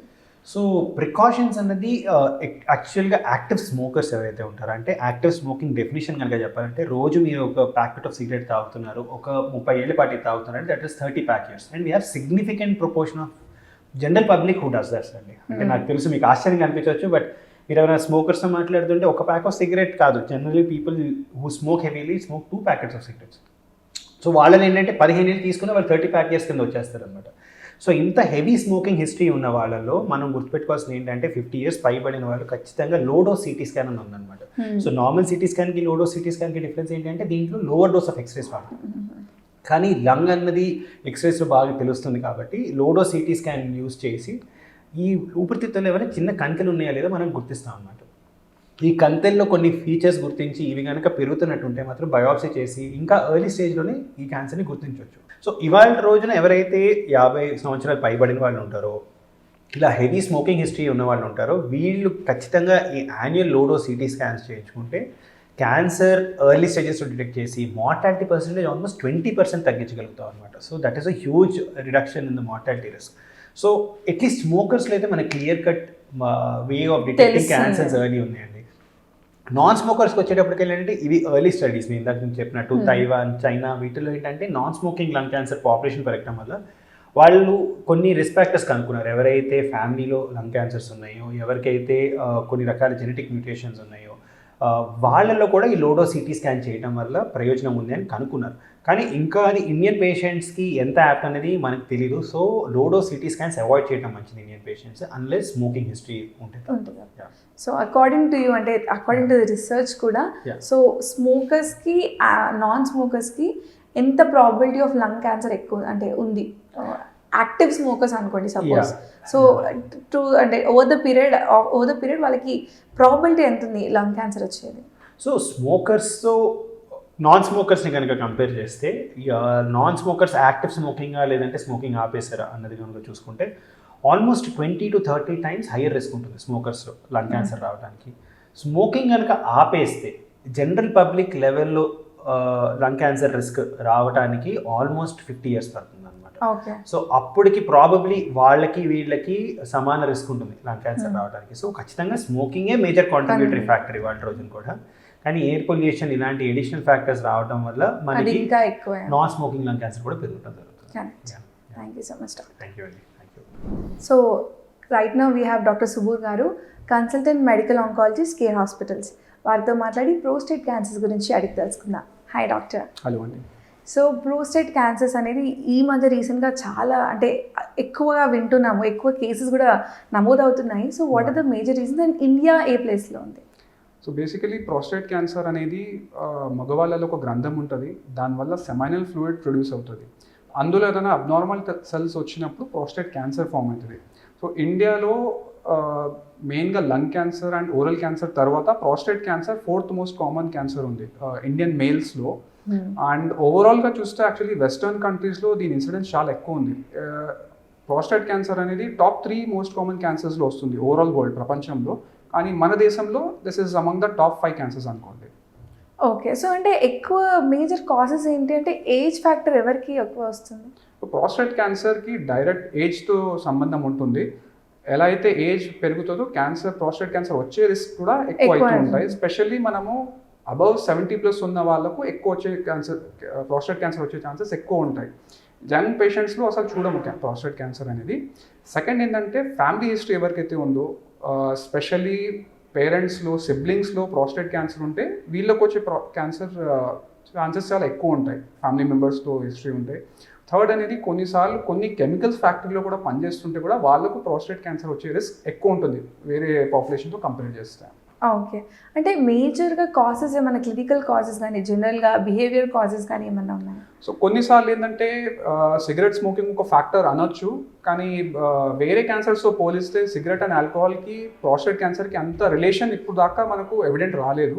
మెయిన్గా ఏంటంటే ఏజ్ అండ్ ఫ్యామిలీ హిస్టరీతోనే మనకు డైరెక్ట్ రిలేషన్ ఉంది ప్రోస్టేట్ క్యాన్సర్. అంటే సిమ్టమ్స్ ఎలా తెలుస్తాయి? సో ప్రోస్టేట్ క్యాన్సర్ అనేది చాలాసార్లు మనకు అడ్వాన్స్ స్టేజెస్లోనే తెలుస్తుంది. చాలా రేర్గా మనకు తక్కువ స్టేజెస్లో, ఫస్ట్ కానీ సెకండ్ స్టేజెస్లో రేర్గా తెలుస్తుంది. మెయిన్గా సిమ్టమ్స్ వచ్చేది ప్రోస్టేట్ క్యాన్సర్లో ప్రోస్టేట్ గ్లాండ్లో స్వెల్లింగ్ వచ్చినప్పుడు సిమ్టమ్స్ డెవలప్ అవుతాయి. సో యూరిన్లో ప్రాబ్లం రావడం అనేది, అంటే ఊరికే యూరిన్కి వెళ్ళడం, యూరిన్ ఫ్రీక్వెన్సీ అంటారు దాన్ని మెడికల్ టర్మ్స్లో, ఆర్ యూరిన్ అర్జెన్సీ అంటారు. సో యూరిన్ స్ట్రీమ్ని ఆపుకోలేకపోతున్నారు, ఆర్ యూరిన్ స్ట్రీమ్లో చాలా డిస్టర్బెన్సెస్ వస్తున్నాయి, అది కూడా ఒక సిమ్టమ్ ఉంది ప్రాస్టేట్ క్యాన్సర్కి. థర్డ్ అనేది యూరిన్లో ఒక్కొక్కసారి బ్లడ్ రావడం కూడా ప్రాస్టేట్ క్యాన్సర్కి ఒక లక్షణం ఉండొచ్చు. నెక్స్ట్ ప్రాస్టేట్ క్యాన్సర్ ఒకవేళ ప్రాస్టేట్ గ్లాండ్ నుండి వేరే బాడీ పార్ట్కి స్ప్రెడ్ అయిందంటే, మోస్ట్ కామన్గా బోన్స్లో స్ప్రెడ్ అయిందంటే బోన్ పెయిన్స్ రావడం, బ్యాక్ పెయిన్ రావడం, లేదంటే తలనొప్పిగా ఉండడం, ఇవన్నీ లక్షణాలు కూడా ఉండొచ్చు ప్రాస్టేట్ క్యాన్సర్కి. ఓకే. సో మరి దీనికి ట్రీట్మెంట్ ఆప్షన్స్ ఎలా ఉంటాయి? టెక్నాలజీ పరంగా హౌ అడ్వాన్స్మెంట్స్ కేర్ హాస్పిటల్స్లో ఉన్నాయి? ఆల్రైట్. సో ప్రాస్టేట్ క్యాన్సర్కి ట్రీట్మెంట్ అనేది మనం 2 భాగాల్లో డివైడ్ చేయొచ్చు. ఎర్లీ ప్రాస్టేట్ క్యాన్సర్ అంటే స్టేజ్ 1, స్టేజ్ 2 వరకు, ఆర్ స్టేజ్ 3 వరకు ఎర్లీ అంటారు. 4th స్టేజ్ని మనం అడ్వాన్స్ క్యాన్సర్ అంటాము. So first and second stage క్యాన్సర్లో చాలాసార్లు ఏంటంటే సర్జరీ ద్వారా మనం దీన్ని ట్రీట్మెంట్ చేయొచ్చు. సో సర్జరీలో చాలాసార్లు ఇప్పుడు కొత్తగా రీసెంట్ అడ్వాన్సెస్ వచ్చాయి. రోబోటిక్ ప్రాస్టేట్ సర్జరీ అని వచ్చింది, అది మన కేర్ హాస్పిటల్స్లో అవైలబుల్ ఉంది ఇప్పుడు. అండ్ రోబోటిక్గా మనం మొత్తం ప్రాస్టేట్ని తీయొచ్చు, లేదంటే ఛానల్ టర్ప్ అనేది కూడా చేయొచ్చు మనం పేషెంట్కి సిమ్టమ్ రిలీఫ్ రావడానికి. 3rd స్టేజ్లో ఉన్నప్పుడు డైరెక్ట్ సర్జరీ చేయడం కొంచెం కష్టంగా ఉంటుంది. అలాంటప్పుడు ముందుగా పేషెంట్కి హార్మోనల్ థెరపీ అని కొన్ని మెడిసిన్స్ ఇస్తాము ప్రాస్టేట్ గ్లాండ్ని ష్రింక్ చేయడానికి, సైజ్ తగ్గించడానికి. దాని తర్వాత మనం ఈజీగా సర్జరీ చేయొచ్చు. అండ్ 4th స్టేజ్లో మీకు తెలుసు ఆల్రెడీ చాలా వేరే చోట్ల వేరే బాడీ పార్ట్స్లో స్ప్రెడ్ అయి ఉంటుంది. అలాంటప్పుడు సర్జరీ చేయడం కష్టంగా ఉంటుంది. సో దీన్ని మనం ట్రీట్మెంట్ మెయిన్గా హార్మోనల్ థెరపీ ద్వారా చేయొచ్చు. సో హార్మోనల్ థెరపీ ఏంటంటే బేసిక్గా జెంట్స్లో టెస్టోస్టెరాన్ అనే హార్మోన్ ఉంటుంది. ఈ టెస్టోస్టెరాన్ హార్మోన్ వల్ల ప్రాస్టేట్ క్యాన్సర్ అనేది పెరుగుతుంది. సో మనం ఏదైనా మెడిసిన్స్ వల్ల లేకుంటే ఇంజెక్షన్స్ వల్ల ఆ టెస్టోస్టెరాన్ హార్మోన్ని తగ్గించేస్తున్నాం బాడీలో, దాన్ని హార్మోనల్ థెరపీ అంటారు. సో టెస్టోస్టెరాన్ తగ్గడం వల్ల ప్రాస్టేట్ క్యాన్సర్ సెల్స్ది గ్రోత్ తగ్గిపోతుంది, ప్రాస్టేట్ గ్లాండ్ కూడా షింక్ అవుతుంది. సో ఇది అనేది క్యూరేటివ్ కాదు. హార్మోనల్ థెరపీ మనకు కొంచెం లైఫ్ స్పాన్ ప్రొలాంగ్ చేయడానికి మాత్రమే చేస్తున్నాం స్టేజ్ 4 ప్రాస్టేట్ క్యాన్సర్లో. ఓకే. మరి దీనికి ప్రివెంటివ్ మెజర్స్ ఎలా ఉంటాయి? సో ప్రాస్టేట్ క్యాన్సర్కి మెయిన్గా ప్రివెంటివ్ మెజర్స్ అనేది, సపోజ్ ఎవరికైనా రిస్క్ ఫ్యాక్టర్స్ ఉన్నాయి, ఆల్రెడీ ఫ్యామిలీలో వాళ్ళ ఫాదర్కి కానీ సిబ్లింగ్స్లో ప్రాస్టేట్ క్యాన్సర్ ఉంటే వాళ్ళు రెగ్యులర్గా ప్రాస్టేట్ చెకప్ చేస్తూ ఉండాలి. సో ఇది బ్లడ్లో ఒక చిన్న సింపుల్ బ్లడ్ టెస్ట్ ఉంటుంది, దాన్ని సీరం PSA అంటారు, ప్రాస్టేట్ స్పెసిఫిక్ యాంటీజెన్. అది 2-3 ఇయర్స్కి ఒకసారి చేసుకోవచ్చు. ఆర్ లేదా ఎవరికైనా ప్రాస్టేట్ రిలేటెడ్ సిమ్టమ్స్ వచ్చినాయి అంటే ముందుగా ఒక యూరాలజిస్ట్తో లేకుంటే ఆంకాలజిస్ట్తో కన్సల్ట్ చేసుకొని దీనికి కావాల్సిన స్కానింగ్స్ అట్లా చేసుకోవచ్చు. అండ్ ముందే ప్రికాషనరీగా మనం ఇవన్నీ టెస్ట్ చేసుకొని ఎర్లీ స్టేజెస్లో క్యాన్సర్ని డిటెక్ట్ చేయవచ్చు. ఇది కాకుండా హెల్దీ లైఫ్ స్టైల్ చాలా ఇంపార్టెంట్ ఉంది. ఒబేసిటీ అంటే ఓవర్ వెయిట్ అనేది ప్రాస్టేట్ క్యాన్సర్కి చాలా ఇంపార్టెంట్ రిస్క్ ఫ్యాక్టర్. సో వెయిట్ని కంట్రోల్ చేయడం, రెగ్యులర్ ఎక్సర్సైజ్ చేసుకుంటూ ఉండాలి, అండ్ స్మోకింగ్, టొబాకో లేకుంటే ధూమ్రపానం అంటారు, అండ్ ఆల్కహాల్ అనేది అవాయిడ్ చేస్తే చాలా వరకు ప్రాస్టేట్ క్యాన్సర్తో మనం నివారించుకోవచ్చు. Correct. Thank you so much doctor. Alright, thank you so much. Then we have doctor Avinash garu, consultant head and neck surgical oncologist. వారితో మాట్లాడి అసలు హెడ్ అండ్ నెక్లో వచ్చే మేజర్ క్యాన్సర్ కేసెస్ ఏంటి, దాన్ని ఎలా ప్రివెంట్ చేసుకోవచ్చు, దానికి సంబంధించిన ట్రీట్మెంట్ ఆప్షన్స్ ఎలా ఉంటాయి, ఇలాంటి అన్ని విషయాలు అడిగి తెలుసుకుందాం. Hi doctor. Hello. So head and నెక్లో మెయిన్గా నోటి cancer is the most common. దాంతోపాటు గొంతులో థైరాయిడ్, ఇంకా అన్నం వెళ్ళే మార్గంలో క్యాన్సర్ వస్తుంది. Apart from that we see thyroid cancers and salivary gland tumours. So మెయిన్గా మనం ఆలోచించాల్సినవి అండ్ ట్రీట్ చేసేవి ఓరల్ క్యాన్సర్స్ ఉంటాయి. సో ఈ ఓరల్ క్యాన్సర్స్లో ఎక్కువ శాతం ట్రీట్మెంట్ ఆప్షన్స్ ఎలా ఉంటాయి? అంటే సర్జరీ వరకు ఎందుకు అవుతుంది, సర్జరీ ఎసెన్షియల్ ఎందుకు అవుతుంది? సో ఓరల్ క్యాన్సర్కి క్యూరేటివ్ ట్రీట్మెంట్స్ 2 ఉంటాయి. One is surgery and one is radiation. కానీ radiation we give as an adjuvant therapy, అంటే సర్జరీ చేసిన తర్వాత మైక్రోస్కోపిక్ కణాలు మిగిలిపోయిన వాటి కోసం రేడియేషన్ ఇస్తాము, not as a primary curative treatment. ఎందుకంటే అప్పుడప్పుడు దానిలో వ్యాధి మిగిలిపోయే అవకాశాలు ఉంటుంది. So considering oral cancer surgery, the treatment involves మనం ట్యూమర్ ఎక్కడుందో దాన్ని 1 సెంటీమీటర్ దూరం వెళ్ళి ట్యూమర్ని తీయాలి. ట్యూమర్ తీసేతో దాంతోపాటు దానికి రీకన్స్ట్రక్షన్ చేయాలి. We have the option of doing a regional flap or we can do a free flap, and దాంతోపాటు నెక్ డిసెక్షన్ కూడా చేస్తాము. Based on the histopathology that comes after surgery, we decide whether the patient requires any adjuvant therapy in the form of radiation and chemotherapy. Okay. So అంటే మేజర్గా causes ఏంటి oral క్యాన్సర్స్కి, and also prevention ఎలా చేసుకోవచ్చు? ఈ విషయంలో even the government is telling us, all the theaters are telling us that tobacco and alcohol are the main cause for oral cancer. As we know, oral cancer is caused by tobacco in most of the cases. కానీ అప్పుడప్పుడు అది లేకుండా sometimes sharp teeth ఉండడం or implants పెట్టించుకున్న తర్వాత or for some various reasons you still can get oral cancer even without having any habits. So మన చేతిలో ఉన్నది మనం చేసుకోవాలి. మెయింటైన్ గుడ్ ఓరల్ హైజీన్, అంటే you have to brush regularly, you have to keep your mouth clean, avoid all and every habits.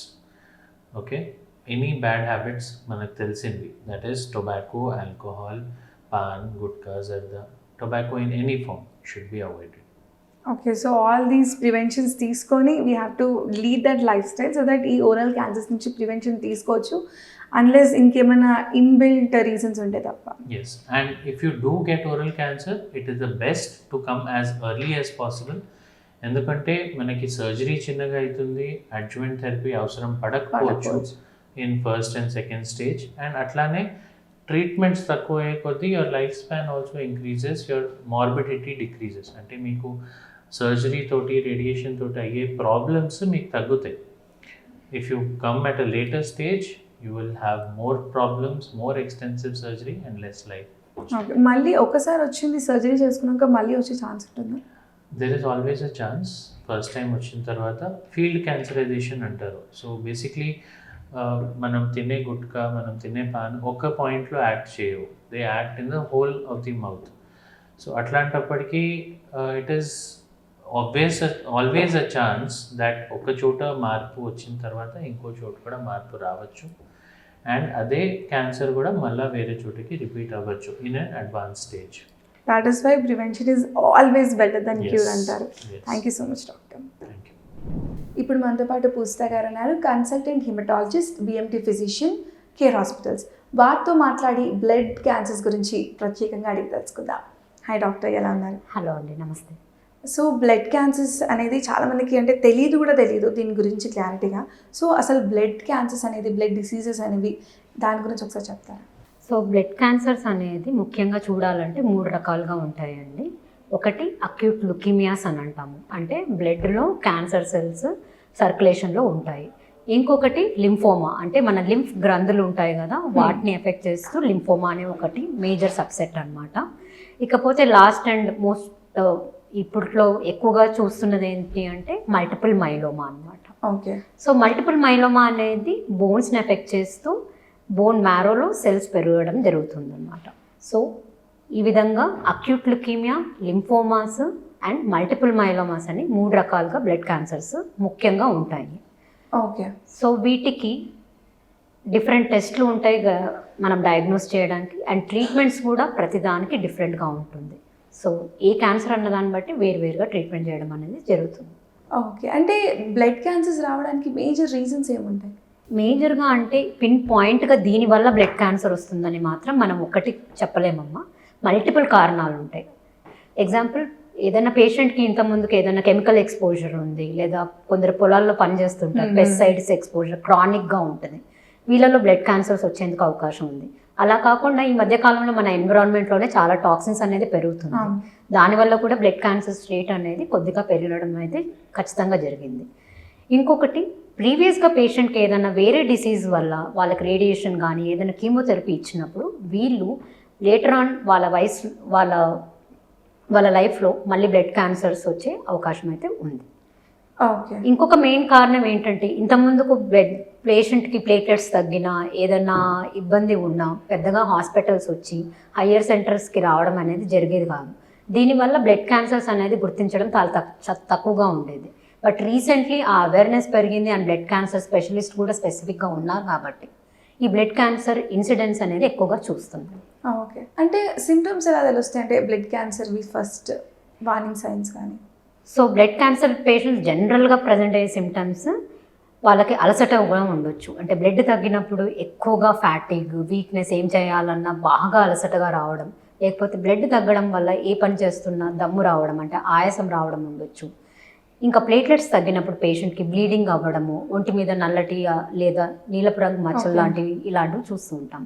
ఇలా కాకుండా కొందరు పేషెంట్స్కి విపరీతమైన జ్వరాలు రావడము, బరువు తగ్గడము, లేకపోతే రాత్రిపూట అసలు భరించలేని చెమటలు రావడము, అవి కూడా బ్లడ్ క్యాన్సర్కి సంబంధించిన సైన్స్ అన్నమాట.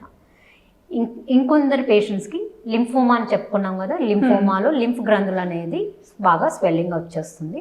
దానివల్ల పేషెంట్ స్వెల్లింగ్ ఉంది అని గుర్తించి, లేదా పొట్టలో ఏదైనా స్ప్లీన్ ఇట్లా సైజ్ పెరగడం వల్ల ఇబ్బందితో వస్తూ ఉంటారు. ఇవి మెయిన్ సిమ్టమ్స్ అన్నమాట. ఓకే, అంటే ఇప్పుడు కరెంట్లీ ఎక్కువ ఏ ఏజ్ గ్రూప్ వాళ్ళకి బ్లడ్ క్యాన్సర్స్ డిటెక్ట్ అవుతున్నాయి? సో మొత్తం ప్రపంచంలో పిల్లల్లో చూసుకుంటే blood cancer is the most common cancer.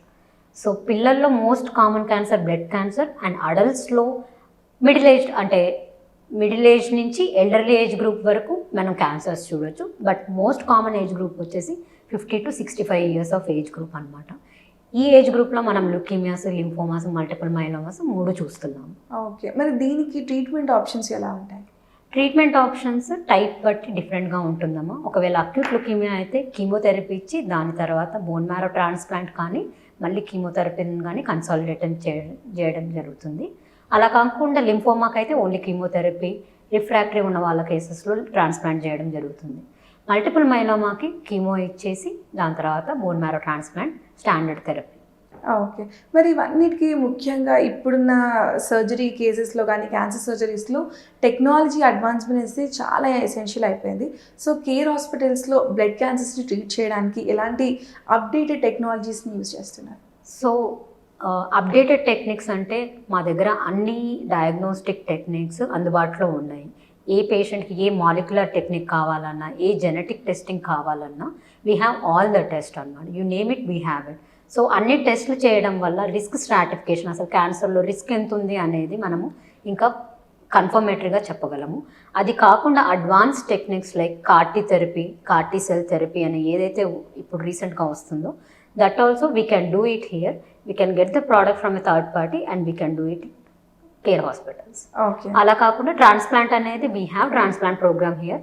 Allogenic అనేసి, ఆటోలాగస్ అనేసి, హ్యాప్లో ఐడెంటికల్ ట్రాన్స్ప్లాంట్ అంటే హాఫ్ మ్యాచ్లో కూడా ట్రాన్స్ప్లాంటేషన్లు ఇక్కడ జరుగుతున్నాయి. సో ఏ బ్లడ్ క్యాన్సర్కి ఎటువంటి చికిత్స కావాలన్నా మా దగ్గర అయితే ఉంది. Okay, so always safety is a major priority. So దీన్ని ప్రివెంట్ చేయడం ఎలా? ప్రివెన్షన్ అంటే బ్లడ్ క్యాన్సర్కి ఇప్పుడు సపోజ్ లంగ్ క్యాన్సర్ ఉంది, వాళ్ళలో స్మోకింగ్ ఆపండి అని చెప్పొచ్చు. కానీ బ్లడ్ క్యాన్సర్కి స్పెసిఫిక్గా ప్రివెంటివ్ మెజర్స్ ఏం లేవు. అన్ఫార్చునేట్ అది. Maybe in future we may know specific ఫ్యాక్టర్స్ని గుర్తిస్తే అప్పుడు దాని ప్రివెన్షన్ గురించి తెలుసుకోవచ్చు. But in general healthy life స్టైల్ని పాటించడము, ఎక్సర్సైజ్ చేసుకోవడం, డైట్ కాన్షియస్గా ఉండడము, యాంటీ ఆక్సిడెంట్ రిచ్ ఫుడ్ని తీసుకుంటే కొద్ది వరకు ఈ క్యాన్సర్స్ని తగ్గించగలరు. Okay, thank you so much. Thank you. Cancer treatments అనగానే రేడియేషన్ థెరపీ ఒక రెవల్యూషన్ తీసుకొచ్చింది. మరి అసలు రేడియేషన్ ఎలాంటి రోల్ ప్లే చేస్తుంది, రేడియేషన్ ద్వారా క్యాన్సర్ సివియారిటీని ఎలా తగ్గించుకోవచ్చు, ఇలాంటి అన్ని విషయాలు మాట్లాడదాం. సో నేనైతే గచ్చిబౌలి కేర్ హాస్పిటల్స్లో ఉన్న రేడియేషన్ ఆంకాలజీ డిపార్ట్మెంట్కి వచ్చేసాను. ఒక్కసారి డాక్టర్ ప్రజ్ఞా సాగర్ గారు, డాక్టర్ శరత్ చంద్ర గారు, డాక్టర్ సయ్యద్ తౌసఫ్ గారితో మాట్లాడి అన్ని విషయాలు వివరంగా తెలుసుకుందాం.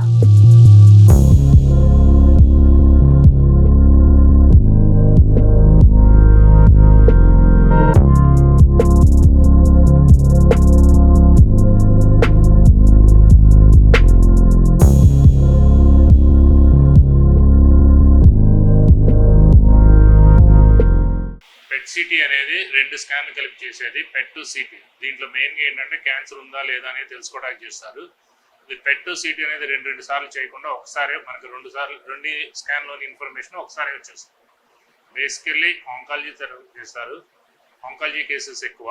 మనకి క్యాన్సర్ ఉందా లేదా తెలుసుకోవడానికి main purpose. Second, cancer treatment planning కూడా ఇందులోనే చేస్తాం అన్నమాట.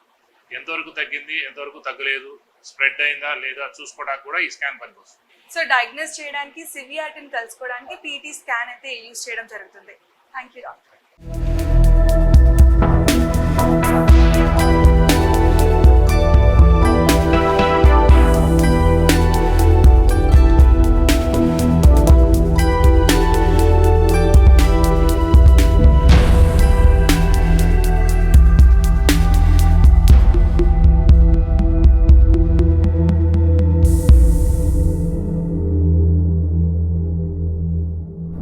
సో క్యాన్సర్ ట్రీట్మెంట్స్లో మనందరికీ ముందుగా వినిపించేది రేడియేషన్ థెరపీ.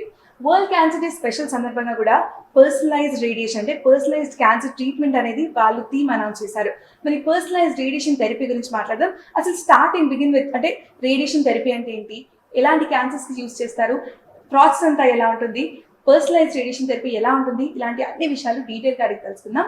సో మనతో పాటు డాక్టర్ ప్రజ్ఞా సాగర్ గారు, డాక్టర్ శరత్ చంద్ర గారు, డాక్టర్ సయ్యద్ తౌసిఫ్ గారు ఉన్నారు. వారితో మాట్లాడి డీటెయిల్గా అడిగి తెలుసుకుందాం. Hi doctor. Hello. So firstly అసలు రేడియేషన్ థెరపీ అంటే ఏంటి, అంటే ఎలాంటి క్యాన్సర్స్కి, ఎలాంటి టైప్స్ ఆఫ్ క్యాన్సర్కి రేడియేషన్ థెరపీని యూజ్ చేస్తారు? సో రేడియేషన్ థెరపీ అనేది క్యాన్సర్ ట్రీట్మెంట్లో ఒక ముఖ్యమైన భాగం అండి. ఇది మెయిన్గా లోకల్ థెరపీ. లోకల్ థెరపీ అంటే క్యాన్సర్ ఎక్కడైతే ఉంటుందో ఆ భాగంలో ఇచ్చే ట్రీట్మెంట్ అనమాట. దీంట్లో ఎక్స్రే కిరణాలు వాడతాం, హై ఎనర్జీ ఎక్స్రేస్ అనేది. ఇది లీనియర్ యాక్సిలరేటర్. ఇందులో జనరేట్ అయ్యే మన ఎక్స్రేస్ని ఎక్కడైతే క్యాన్సర్ ఉంటుందో ఆ భాగానికి ఇవ్వడం జరుగుతుంది. ఎక్కడ వాడతామంటే ఈ ట్రీట్మెంట్ కొన్నిసార్లు రేడియేషన్ అనేది సింగిల్ ట్రీట్మెంట్ లాగా, అంటే కేవలం రేడియేషన్ యూస్ చేసి క్యాన్సర్ క్యూర్ చేయడానికి వాడే అవకాశం ఉంటుంది. క్యూర్ చేసే కొన్ని క్యాన్సర్లకి కొన్ని స్టేజెస్లో. అలాగే కాకుండా కొన్నిసార్లు సర్జరీ తర్వాత ఆ సర్జరీ చేసిన చోట మళ్ళీ క్యాన్సర్ రాకుండా ఉండడానికి ఈ రేడియేషన్ థెరపీ వాడాల్సిన అవసరం ఉండొచ్చు. ఇంకొన్నిసార్లు పేషెంట్కి సిమ్టమ్ కంట్రోల్కి, అంటే నొప్పి ఉంది లేదా బ్లీడింగ్ ఉంది, అలాంటి సిమ్టమ్ కంట్రోల్ చేయడానికి ఈ రేడియేషన్ థెరపీ అనేది వాడచ్చు అనమాట. మెయిన్గా ఇది లోకల్ ట్రీట్మెంట్ అంటారు. సో మనకి ఇప్పుడున్న టెక్నాలజీ వల్ల జస్ట్ ఇలా లోకల్ ట్రీట్మెంట్ ఇవ్వడంలో క్యాన్సర్ ఉన్న భాగానికి ట్రీట్మెంట్ చేసేటప్పుడు చుట్టుపక్కల కూడా నార్మల్ టిష్యూస్ ఉంటాయి. సో ఆ నార్మల్ టిష్యూస్ని దానికి వెళ్ళే రేడియేషన్ డోస్ వీలైనంత తగ్గించి దానివల్ల సైడ్ ఎఫెక్ట్స్ తగ్గించడానికి మనకి ఇప్పుడు లేటెస్ట్ అడ్వాన్సెస్ ఉన్నాయన్నమాట. సో ఆ టెక్నాలజీ గురించి. సో ఈ రేడియేషన్ థెరపీ ప్రాసెస్ అంతా ఎలా ఉంటుంది, స్టెప్ బై స్టెప్? సో మీకు చెప్పినట్టు రేడియేషన్ థెరపీ అనేది లోకల్ ట్రీట్మెంట్. సో మనం ఇది ఇచ్చేటప్పుడు నార్మల్ టిష్యూస్, అంటే మనం ఇచ్చే చోట మనకు రేడియేషన్ వెళ్ళకూడదు అనుకున్న కొన్ని నార్మల్ టిష్యూస్ ఉంటాయి, వాటికి వీలైనంత వరకు డోస్ తగ్గించాలి. దానివల్ల సైడ్ ఎఫెక్ట్స్ కూడా తగ్గుతాయి అన్నమాట. అది తగ్గించాలి అంటే మనం టార్గెట్ని ఐడెంటిఫై చేయడం కరెక్ట్గా, ఐడెంటిఫై చేసి మనకి ఎక్కడ కావాలో రేడియేషన్ అక్కడే ఇవ్వాలి, అవసరం లేని చోట వెళ్ళకూడదు. సో ఈ ప్లానింగ్ ప్రాసెస్ చేయడానికి మాకు కొన్ని స్టెప్స్ ఉంటాయి అన్నమాట. ముందుగా సిటీ స్కాన్ తీసుకుంటాం. మనకి ఎక్కడైతే పేషెంట్ని, ఇది రేడియేషన్ ట్రీట్మెంట్ ఇచ్చే మెషిన్, ఇక్కడ ఎలా అయితే ట్రీట్మెంట్ పొజిషన్ చేస్తామో అదే పొజిషన్లో ట్రీట్మెంట్ సిటీ స్కాన్లో కూడా పొజిషన్ చేసి ఒక స్కాన్ తీసుకుంటాం, సిటీ స్కాన్. సో అక్కడ పేషెంట్ ట్రీట్మెంట్ యూజువల్గా ఎనీవేర్ ఫ్రమ్ 3 నుంచి 5 వారాలు 6 వారాల వరకు కూడా జరగచ్చు. సో ఈ అన్ని రోజులు కూడా ట్రీట్మెంట్ ఇచ్చే రోజు యాక్యురేట్గా ఇవ్వగలగాలి. దానికి పేషెంట్ కొంచెం ఎక్కువ కదలకుండా ఉండడానికి కొన్ని పరికరాలు వాడి ఇవి యూజ్ చేసి సిటీ స్కాన్ చేస్తాం.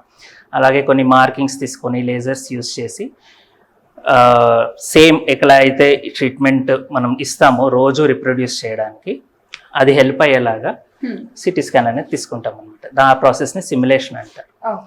ఆ స్కాన్ని మేము కంప్యూటర్లో తీసుకొని జబ్బు ఎక్కడ ఉందనేది ఐడెంటిఫై చేసి, అలాగే చుట్టుపక్కల ఉన్న నార్మల్ టిష్యూస్ ఏమున్నాయి అనేది ఐడెంటిఫై చేసి, ఎక్కడ ఎంత డోసు వెళ్ళాలి, ఎక్కడ డోసు వెళ్ళకూడదు, యాక్యురేట్గా ఎలా వెళ్ళాలి అనేది. అలా వెళ్ళాలి అంటే మన రేడియేషన్ ఎలా ఇవ్వాలి, ఏ డైరెక్షన్లో ఇవ్వాలి, ఎంత డోస్ ఇవ్వాలి అనేది క్యాల్కులేట్ చేస్తాం. ట్రీట్మెంట్ ప్లానింగ్ అంటారు దాన్ని, కంప్యూటర్లో జరుగుతుంది. అది అయిపోయాక once we approve the plan, మనకి నచ్చినట్టుగా ట్రీట్మెంట్ ప్లాన్ వచ్చింది అనుకున్నప్పుడు పేషెంట్ని ట్రీట్మెంట్ స్టార్ట్ చేయడం అనేది జరుగుతుంది. ఈ మెషిన్ మీద తీసుకెళ్ళి మన స్టాఫ్ ఉంటారు, రేడియేషన్ టెక్నాలజిస్ట్, బోత్ సిమ్యులేషన్ నుంచి ట్రీట్మెంట్ వరకు కూడా మనకు హెల్ప్ చేస్తారు.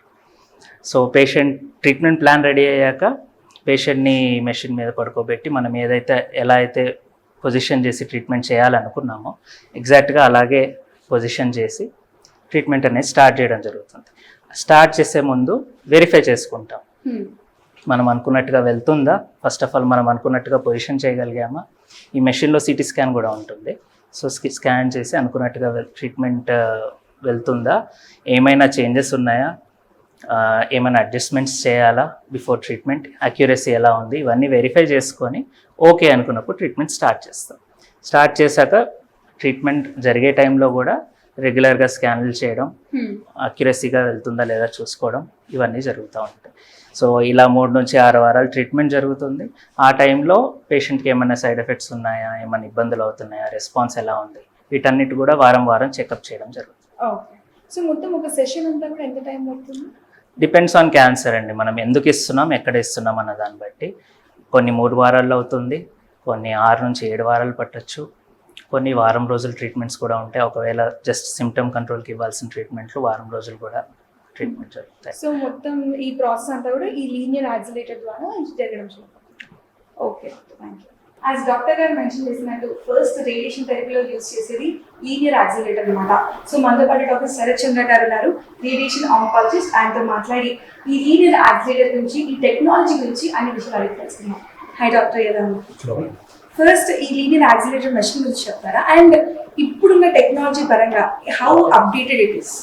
సో దీని పేరు వర్సా హెచ్డి అండి. So this is one of the latest machines currently in the world.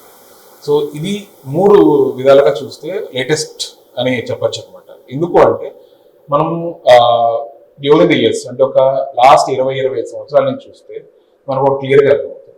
అంటే ఒకప్పుడు ఎంటైర్ పోర్టల్, అంటే రేడియేషన్ 10 సెంటీమీటర్లు ట్రీట్ చేయాలంటే 10 సెంటీమీటర్లు ఓపెన్ చేసి ట్రీట్ చేసేవాళ్ళు. సో దానివల్ల ఏంటి అంటే, ఫర్ ఎగ్జాంపుల్ గొంతు దగ్గర ట్రీట్మెంట్ చేస్తున్నప్పుడు పక్కన లాల రంధ్రాలు కానీ డ్యామేజ్ అయిపోయాయి. సో మెల్లమెల్లగా టెక్నాలజీ ఎలా మారింది అంటే దాని సైజ్ని తగ్గించవచ్చు, చిన్న చిన్న ప్లేస్ని ట్రీట్ చేసి మెల్లమెల్లగా మొత్తం ట్రీట్ చేయొచ్చు, అలా టెక్నాలజీ మారుతూ వచ్చింది.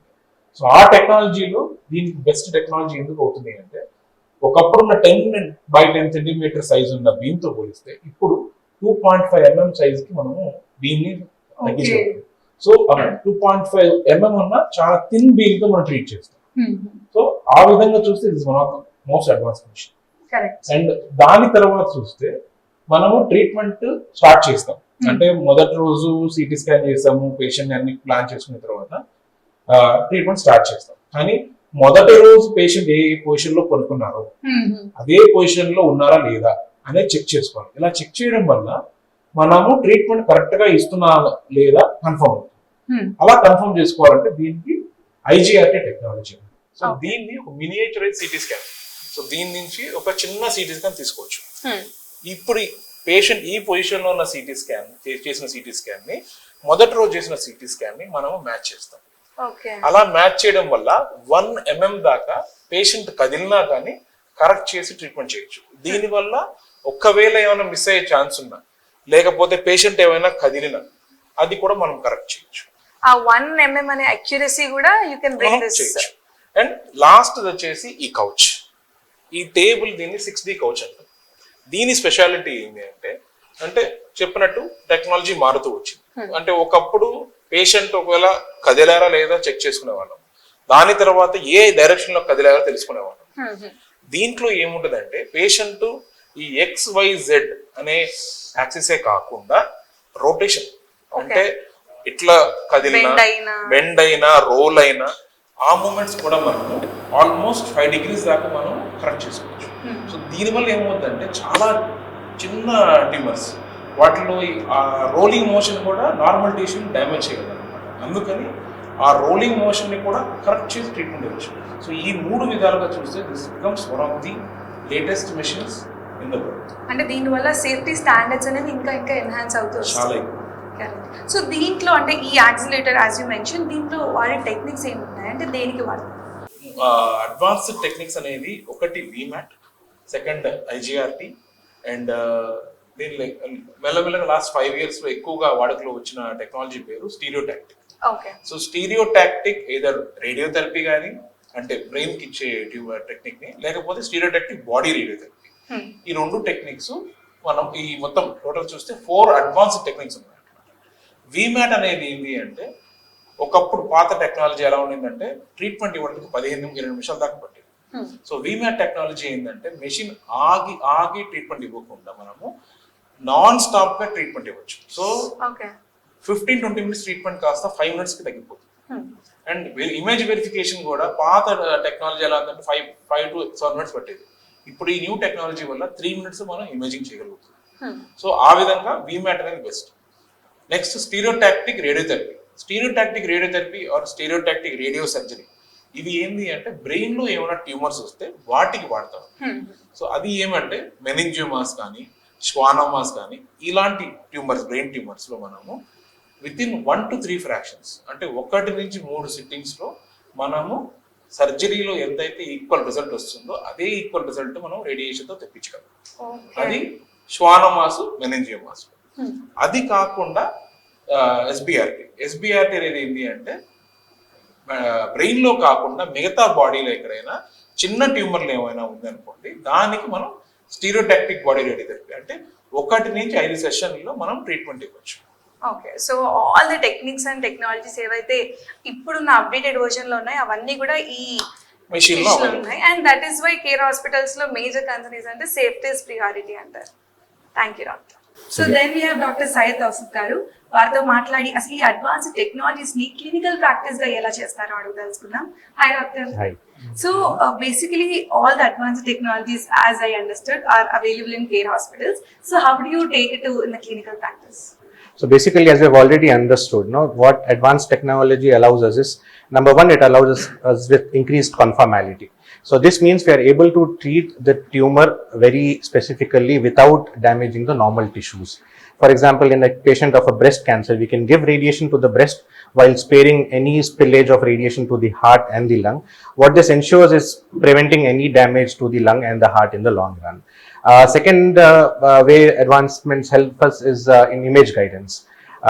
Because of image guidance, we can exactly see where the tumor is, make those millimeter corrections and treat the tumor precisely, and again spare damage to the normal tissues. For example, in cervical cancers, we have the urinary bladder, the rectum and the intestines around the tumor. And all of this, the bladder, the rectum can always change in its filling, and because of this, our tumor may change position. By doing image guidance, we can exactly focus on the target and prevent any spillover to the normal tissues and prevent any damage to these normal tissues. The third way these advancements help us is in tumor tracking. For example, in a patient who has a lung cancer, the tumor would move in the lung along with breathing. So with tumor tracking, we ensure that the radiation also moves along the tumor, and again we would not miss our target and also not damage the surrounding lung. So basically, with all these advancements, we are able to give radiation to patients in a much safer way. We are able to prevent damage to any normal tissues around, and at the same time, we are able to shorten the treatment time. Probably around 10 to 15 years back, breast cancer was a 5-week radiation treatment. Now we are able to treat it in 1 week. Prostate cancer was a 7 to 8 week treatment. We are able to now treat it in 1 week. So all this advancement allow us to treat patients in a shorter span of time and with more conformality, and we are able to spare normal tissues much better. Right. Thank you, doctor. Thank you. చూసారు కదా, cancer cases are increasing ట్రెమెండస్లీ. అందుకనే early detection, early diagnosis, right plan of action, correct utilisation of technology అనేది చాలా చాలా చాలా essential. మరి మన కేర్ హాస్పిటల్లో అయితే ప్రతి ఒక్కటి అవైలబుల్ ఉంది. Beat medical oncology, surgical oncology, haematology, BMT, bone marrow transplant, radiation therapy, ప్రతి ఒక్కటి కూడా మీకు పేషెంట్ సెంట్రిక్గా మీకు అందజేస్తారు. మరి మీకు ఎలాంటి సమస్య ఉన్నా కమ్ టు కేర్ హాస్పిటల్స్. ఇది వాళ్ళ ఏంటివి. Thank you.